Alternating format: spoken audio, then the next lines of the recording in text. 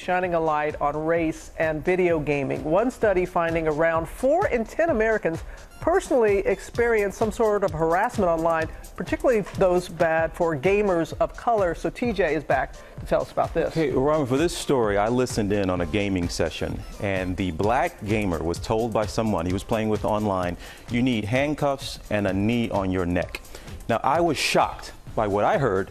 The gamers were shocked that I was shocked. They say this is typical of what happens on the online gaming community. They call it a racist, toxic environment, and they're doing it all while they're just trying to do the simplest of things, have a good time and play a video game.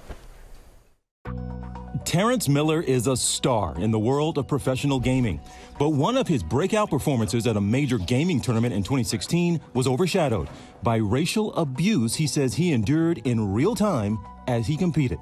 There was a lot of racist and hateful messages posted. I never expected it to happen at the scale that it did. Professor Kashana Gray says video gaming has a history of harassment.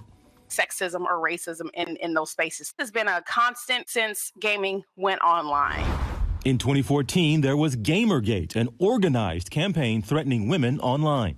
Things have definitely gotten better, but I do still see stories of similar things happening to other people. GMA spoke with a group of gamers. All of them say they've at some point hidden their identities while gaming online to avoid the harassment. I would only chat with my friends and be in private parties just because of the verbal violence that is going on in the space. You made a conscious decision at some point, Natasha, to keep people from knowing, one, you're a woman, and from knowing you're black.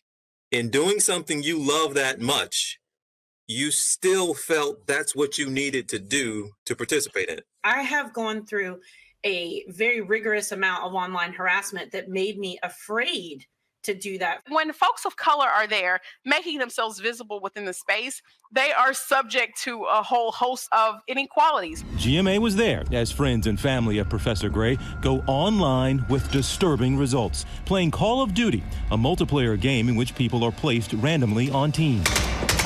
After a few hours of play, this happens. Hang you one day.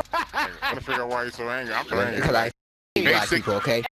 The verbal harassment went on for nearly 10 minutes with language too offensive to broadcast. We played an excerpt of this for our group, which included Kaylin, who was on the receiving end of that racial abuse. Kaylin, you sounded kind of calm in the recording there, but tell me what was actually, were you calm or was something else bubbling up inside of you as that was going on? My hands were shaking. It was hard for me to focus. It was just for a good 10, 15 minutes of just straight racial attacking. Sometimes it's unbearable. What do you hear when you heard that, Khalif? This is like every other weekend, which is the saddest part, right?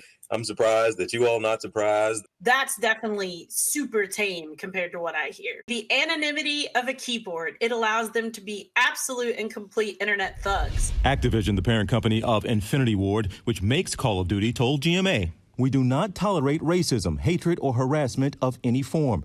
The actions we have taken include banning thousands of players for racist and hate-oriented names, regularly implementing new technology to address these issues, adding resources dedicated to confronting racist behavior, and providing even easier ways for players to report offensive behavior." Xbox, the platform the gamers in the GMA demonstration were playing on, said, "Racism has no place in our community. Players exhibiting this behavior will lose access to Xbox Live." Only 2% of game developers are black, according to an industry survey. The folks who could help them make these decisions are just not in the room. They're not at the table. Until that begins to change, Miller warns young players of color might be discouraged from doing something they love. They still deserve to be in the space without feeling alienated.